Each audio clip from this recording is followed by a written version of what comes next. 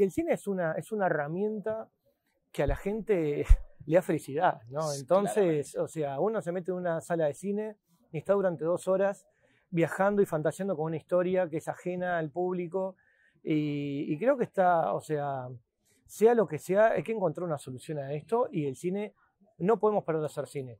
¿Cómo te llamas? Fito. Del amor tal vez. ¿Fito qué?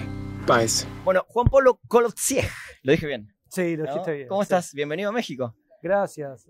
Muy contento de estar acá, la verdad, en este entorno, con todos estos colegas. Nada, muy feliz. Nominado a Mejor Creador de Serie por una serie que sobre todo a los argentinos y a los latinoamericanos también, ¿no? La historia, de alguna manera, de Fito Páez.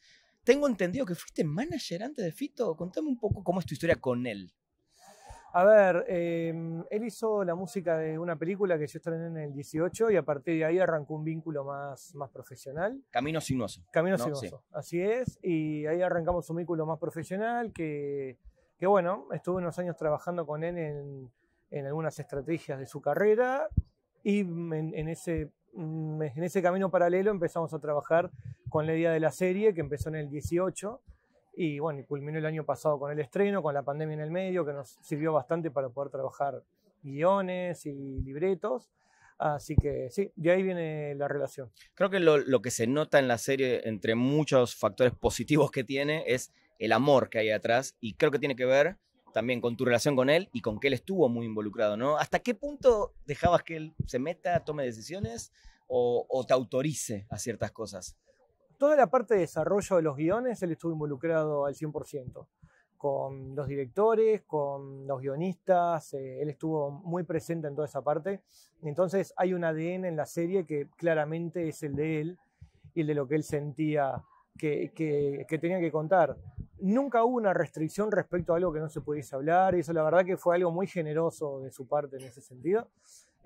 Después ya en la producción él nos involucró, dejó que los que estábamos produciendo, que los directores trabajaran tranquilos y ya la producción, la elección del elenco, salvo Andy Chango, que Andy Chango fue una idea de él. Increíble. Después dejó que todo funcionara como tenía que funcionar, pero sí estuvo muy involucrado Como en la previa. en ese corazón en la gestación de los libros. Tenía esa pregunta para después, pero ya la nombrás. Andy Chango, que también está nominado. Sí.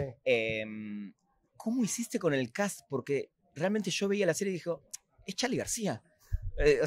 Y Fito, ¿no? Y se me van los nombres. Todos se veían muy parecidos. Sí. ¿Cómo trabajaron esa parte y cómo llegaste, bueno, a decidir, ¿no? Porque además no es que se vean, sino que actúen. Claro, ¿no? mira, hay una parte que tiene que ver con la dirección en general de lo que queremos hacer con el casting, que era trabajar con actores desconocidos, porque son personajes con una imagen tan vigente y tan icónica, y son ídolos todavía muy presentes, Sí, claro. que entonces... Fabiana Cantilo era la otra, que Claro. también se ve increíblemente Bueno, igual. increíble, la de Mica es Impresionante. fantástico. Entonces la idea era trabajar con actores que el público todavía... A ver, son todos actores que vienen trabajando hace mucho tiempo en teatro, en otras cuestiones, pero no son actores que hayan estado en pantalla de una forma tan visible, entonces no son tan reconocibles por el público.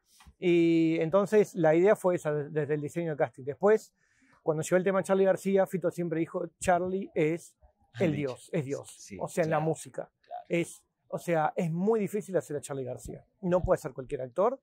Y una vez Fito dice, lo tiene que hacer un Andy Chango. Porque Andy Chango es Charly. Tal cual. Y bueno, fue Andy Chango. ¿Y lo llamaron y enseguida dijo que sí? O... Sí, y fue un llamado directo de Fito a Andy, Increíble. que le hizo, y Andy es Charly García. No, es espectacular. Es espectacular. Me vuela la cabeza eso. Creo que la serie, además de la parte musical y los que somos fanáticos de Fito, etcétera, muestra muy bien todo este inicio de un rock nacional de finales de los 70s, principios de los 80s, con esta problemática de la dictadura, y eso lo mostrás también en alguna serie. También esa fue decisión de Fito, cómo manejaron, y además el diseño de producción, porque si nos llevaste de vuelta a esa época. Digo, yo recién nacía, pero claramente lo conozco, ¿no? Sí, bueno, a ver, había una idea también, a ver estos músicos, Fito y toda esa comunidad de músicos de esa época, son un símbolo de libertad para la sociedad argentina y que impacta también en Latinoamérica. O sea, Sí.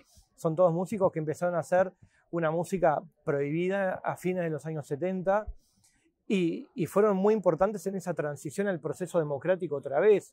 Entonces, y los 80 realmente fueron una década de muchísima explosión cultural en Argentina. Que se fue a toda Latinoamérica. Que se fue a toda Latinoamérica, porque esos músicos salieron a todo el continente y salieron al mundo. Y entonces estos artistas simbolizan eso, ¿no? O sea, simbolizan esa libertad y esa explosión creativa y cultural que es muy impactante. Después, desde el diseño de producción, sí, lo que queríamos hacer es, estos músicos están en el contexto de una época y esa época es un personaje más adentro de la película, entonces tratamos de cuidar todo desde el arte, las locaciones, el vestuario, el peinado. A ver, hacíamos un show y teníamos 200 extras que había que vestir como en esa época, peinar como en esa época y maquillar como en esa época. Pero bueno, creo que ese espíritu finalmente, incluso para el que no vivió en los 80, creo que siente los 80 totalmente. En la serie. Y además la nostalgia es algo que vende, ¿no? Pero Total. desde este lado es diferente, porque toca una cosa más de la cultura nuestra, ¿no? Es que la nostalgia es un lenguaje. No hace falta haber vivido una época para sentir nostalgia cuando uno mira... A ver, uno mira Cinema Paradiso y es una película nostálgica y nadie vivió, nadie vivió en el sur de Italia. Exactamente. Pero sin embargo nos da nostalgia, porque finalmente la nostalgia es un lenguaje que lo que hace es tocarnos fibras de memoria emocional que nosotros tenemos a lo largo de nuestra vida. Totalmente.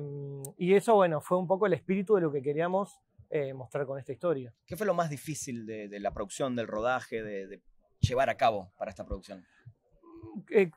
La recreación de época fue muy difícil y después hubo una responsabilidad muy grande respecto a la música. Queríamos que los shows se vieran bien, que la música de Fito sonara como si fuese la música de Fito. Pero la verdad que ahí trabajamos con un equipo de producción musical en paralelo, que es justamente el equipo que trabaja con Fito, con Gustavo Borner a la cabeza, Diego Olivero, Carlos Bandera, que la verdad que hicieron que esa música y ese diseño musical que tenía la serie funcionara de una forma que realmente se siente que uno está escuchando a Fito, escuchando a Charlie, escuchando a Fabiana y que se vea como tal. Totalmente. Mirá qué casualidad, estamos en la edición 11 de los premios Platino, esta vez en Xcaret. Está Cecilia Roth ahí atrás dando notas. Hoy recibió después va a ser en la gala su premio de honor. Y sacó a colación este tema que está pasando tristemente en Argentina, ¿no? Sin entrar en política, pero donde se le están quitando básicamente todos los recursos al cine argentino. ¿Cómo lo ves? ¿Cómo lo vivís? ¿Qué va a pasar según tu pensar y estar metido en este mundo? Bueno, a ver, yo creo que el cine es un lenguaje cultural que viaja al mundo y creo que es el que más se imprime a lo largo del tiempo. Entonces, creo que estamos en un momento de una crisis enorme porque, por supuesto, Argentina es un país que tiene realizadores, autores, actores, que, o sea, están presentes en el mundo, ¿no? Y el cine es una herramienta que a la gente le da felicidad, ¿no? Entonces, o sea, uno se mete en una sala de cine y está durante 2 horas viajando y fantaseando con una historia que es ajena al público y creo que está, o sea lo que sea, hay que encontrar una solución a esto y el cine, no podemos parar de hacer cine. Y en Argentina especialmente no podemos parar de hacer cine. Así que yo espero que todo lo que está sucediendo se llegue a un reencauzar de este tema pronto, ¿no? Totalmente. Juan Pablo, me dio mucho gusto primero conocerte en persona. Igualmente. Ahora me da gusto felicitarte porque El amor después del amor es una gran serie donde hacer una biopic de músicos es muy difícil, ¿no? Abarcar tantas cosas, y creo que la serie muestra algo muy lindo que es el amor de la música, del rock nacional, como decimos nosotros, en una época importante. Así que gracias, que sigan los éxitos. Premio o no, creo que ya ganaste y gracias. Nada. ¿Qué viene? ¿Qué viene en tu carrera? Bueno, estamos ahora con una película muy ambiciosa que tiene que ver con la historia argentina. Bien. Así que nada, esperemos, estamos avanzando muy bien y esperemos poder concretarla porque es un proyecto que también va a tocar fibras muy importantes del país. Esperemos verla pronto. Sí, gracias. Cuídate mucho. Chao. Igualmente. Para mí.